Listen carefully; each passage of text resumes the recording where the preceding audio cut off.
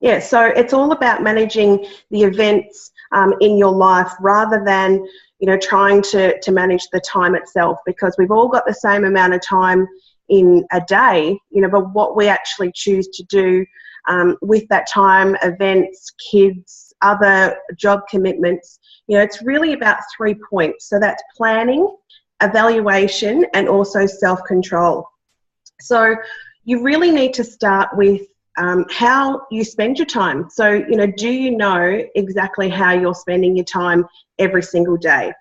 What I started with was actually logging to determine how I was spending my time. So for about 1 to 2 weeks, I kept a chart and actually 15-minute intervals, writing down what I'd done in that last 15 minutes. And be honest with yourself. If you are just scrolling through Facebook, checking emails, staring into space, whatever it is that you're doing, you need to record that. That's going to help you with your thoughts, keep track of what you're thinking about. This business is all based on mindset, so if you are tracking everything that you do, it's going to give you a really good insight on your thoughts and how you're actually spending that time. Your priorities. Okay, so everyone's got different priorities. Janesse, for you, might be a hobby. It might be something that you're looking to make $1 million a year. Okay, so if that's the case, that's obviously got to be one of your priorities. The kids, family, other job commitments, all that comes back down, to what your priorities are. So managing your time effectively, you've really got to distinguish the difference between what's important and what's urgent. If after you've done your log and how you're spending the time, if you are serious about this business, you do have to put those times. So go to Janesse Work. Set a roster for yourself. If you've got a job, you've got to follow a roster, right? So time management and not having enough time is one of our greatest objections in this business, right? So if you can show people how you are managing your time and actually managing this business, that's going to go a long way, to helping your team. So prioritizing what's urgent and what's important, that was something that I was really struggling with, because if my phone would call and it was, it's a team member asking a question, I would take that. So the difference between being urgent and important was probably taking me away from something that I was focused on. Okay, so really look at what is important and prioritize those things in your day. And using a planning tool, that was something that I'd never actually done before. I always sort of knew what was going on in my head, but get to the end of the day straight away, I've forgotten to do that. Okay, so using a planning tool is something that I really had to get into a habit. This is all habit forming processes that you'll go through. It can be your phone, it can be a paper planner, but it's a good reference point for you to go back to and actually look at how you've been spending your time. Have you stuck to your priorities? Have you stuck to your to-do list? It's a great way to see how self-disciplined you are. If you've got, say, an hour set for making calls, it's a wake-up call for you to go back and say, well, I didn't actually get through that today. So that planning tool, there's so many free ones online that you can get, or you can just use your phone. Whatever you think you're going to be able to use regularly is going to help you manage your time. Getting organised is another massive point. If you are unorganised, then that's going to lead to poor time management. So make sure, that you've got everything planned out. It comes back every single time to being organised, and it just leads to lots of different failures in your day if one thing is sort of out of whack. I know for me, if I don't get up and get prepared in the morning, then that's going to set me off for the whole day, getting kids to school on time, all that sort of thing. Scheduling your time appropriately. This is another thing that I really struggled with in the beginning. So scheduling your time is not just about meetings and appointments. It's scheduling time to actually take some time out for yourself. That's really important, again, for your mindset and how energetic you're feeling. So scheduling time that's actually for things that you want to do, not just things that you have to do. The procrastinating side, you know, that is going to come when you're less energetic. So when you are scheduling certain activities that you may be avoiding, perhaps do those in the morning when you're most energetic. Or if you're not a morning person and it's, say, lunchtime that you're feeling the best, maybe put those activities in at lunchtime, you know, when you are feeling more energetic and, you know, ability to give everything your most. My most favourite thing is multitasking. But what I've learned is multitasking doesn't work. You know, like I said at the beginning of the call, when I began this business, I was all about trying to fit Janesse in, peeling potatoes while I'm trying to talk to someone via text message, yelling at the kids, doing all these different things. Okay, so multitasking is going to make you less productive and take your focus and concentration away from what you should actually be doing. Okay, so it's great, you know, I know Ange will love this one. She's the best at multitasking, and I tell her off all the time. You're not listening, so, you know, focus on what you're actually doing. There's lots of different activities and things online, like I said before, that you can actually break down and help you manage your time. So there's a really awesome checklist that'll go through all your different appointments. So it's a bit like a memory jogger, I guess. So you can actually plan your week out. You already know, if you're working another job, you know what those hours are, right? So they are rostered already for you. So now you need to start thinking about rostering your time for Janesse and what those productive money-making activities is going to do. So as soon as you get those sort of things in line, then that's going to lead to good productive use of your time and then time management. So I'm just going to unmute the lovely Janelle. Or can you unmute yourself, Janelle, please? Superstar from Malaysia. Thank you for joining us. Good morning. Good morning, everybody. Nice to see you all on the call. Look, Sarah, I've just listened to everything you said, and it's 100% accurate, and I completely agree with you. I have to plan my week, usually Sunday evenings. You know, I get at my diary, I plan out what I need to do with the children, I plan out what I need to do with the household, and in between that is where I slot in my calls and my Zoom calls for my team, and also prospecting and one-on-one meetups.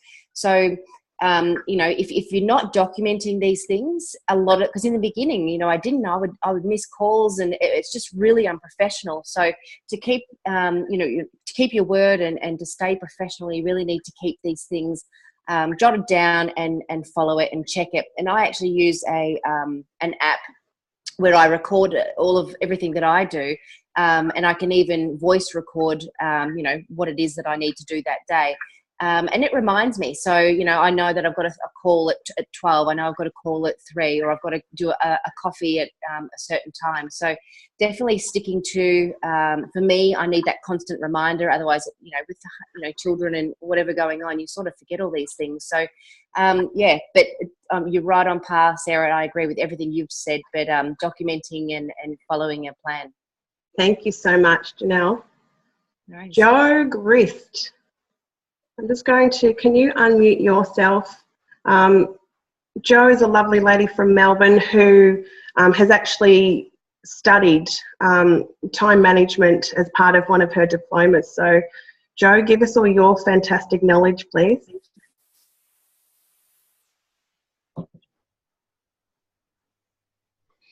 Yes, thank you. Good morning. Yes, I studied project management several years ago. Can you hear me? Yeah, I didn't know. I'll plug into my headset. No, you sound fine. You were just freezing on my screen. I don't know if it's mine or yours. That's all right. Keep going.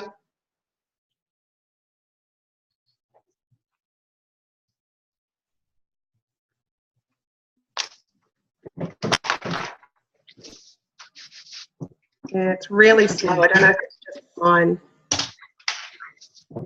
Can you hear me now? Yeah, go for it. I've unmuted myself. Yeah, you're right. Yeah. Can you hear me? Go for it. Yeah, so I studied project management several years ago, and realised that the methodology, it not only applied to managing projects, but I was quite excited that I could, by scheduling in activities and time management, it impacts on your costs and your outcomes. So someone approached me a couple of years ago. They were re-entering the workforce. They were a mum of 2 kids, helping her husband manage his business, and she just felt like she's running around in circles. So I suggested to her, right, you need to start a weekly planner. Everything that you do, you need to put down. And as you sort of said, Sarah, so for her, she started with the end in mind of what she wanted to achieve, and she gave a time frame to each activity. And she realised that she had a lot of weaknesses with wasting time, and so she discovered that she needed to tighten up in certain areas to achieve her outcomes.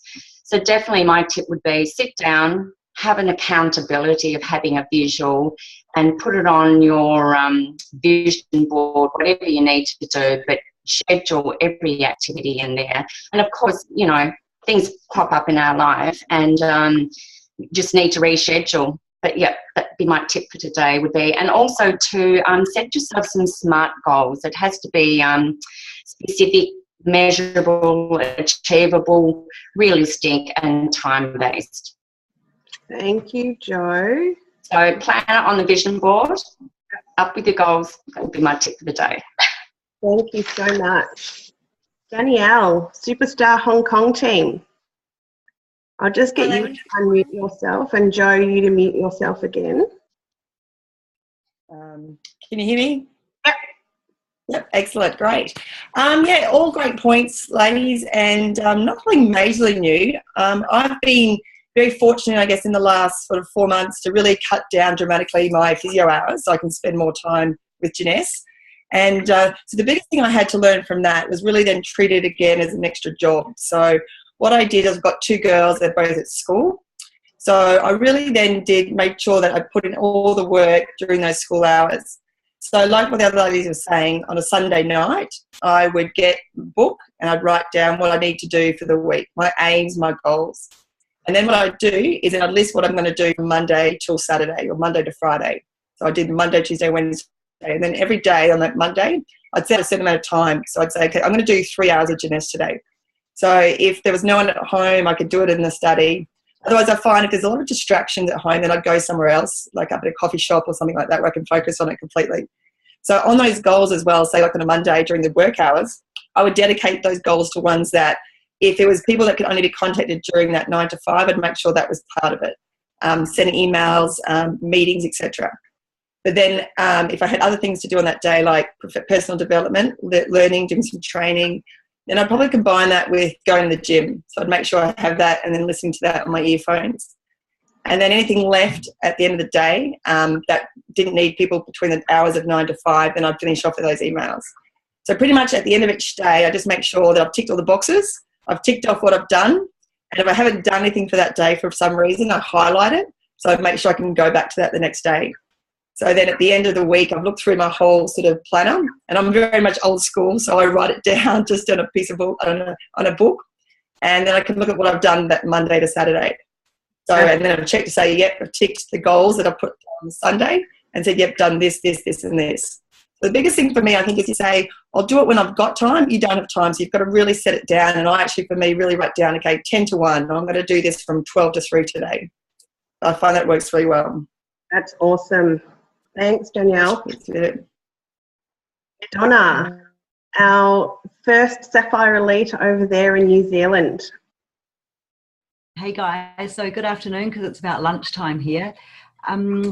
Pretty much Jo and Danielle, I've just been making some notes as everyone's been talking about things I wanted to share, and Jo and Danielle kind of summed up almost exactly what I was going to say. The diary full of stuff with some highlighted stuff going on. For me, if I don't get a job done, I'll highlight it so I know it's a priority for the next day. But if I could share something that would hopefully help you all, it would definitely be honest about the time that you can give this business. You know, how long can you actually do the business? I've got some guys in my team who are working full-time, or they're full-time mums, and one of them can realistically only give the business 20 minutes a day. And for her, that works really, really well, because she sits down and she goes really, really hard for 20 minutes. She knows that, you know, that's all she can do, and she gives it all for 20 minutes. She usually stretches it out to about 25, and then she gets back into her family life, and psychologically she's not beating herself up because she hasn't done a lot more, or she hasn't done a lot less than what she actually thought. You know, so I think mindset about how much time you can give the business, and be really honest and accountable about that, is just vital. Hey, if you can give it an hour, 2 hours, 4 hours, you know, when we're at Sapphire level, we're kind of giving it a whole lot more, and just being totally honest. And like everyone else has said, have a plan and stick to that plan, and just record everything. But definitely be honest about how much time you want to give the business. And I that's love that. about it.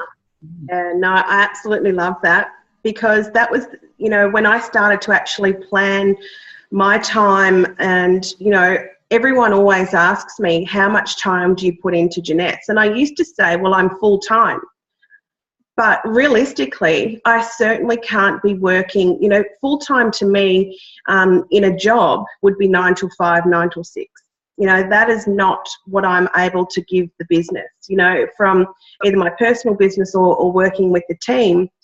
So that is such a good point to actually be honest, because the minute you start to feel like you're not giving it enough, you know, then all these sort of doubts start to creep into your head, you know. So that's where I found doing the plan, realistically, I said to myself, I'm going to only work during school times.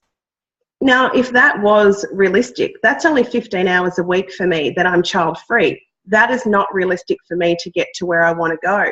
So, you know, it's actually being smarter with the other times that you do have. So, you know, if you are struggling, say during the day, you might be better off working at night once the kids are in bed. You know, instead of watching reality TV, maybe that's when you should be, you know, building your list, or talking to people internationally. You know, so that it all comes down to, like Donna said, being honest with how much time that you've got in it, because it all really leads into one. Yeah, if you're not organised and poor planning, that is when the stress, and you'll never actually find time for this business, because it doesn't just work. It doesn't just fit into your daily life. You actually have to make it fit in.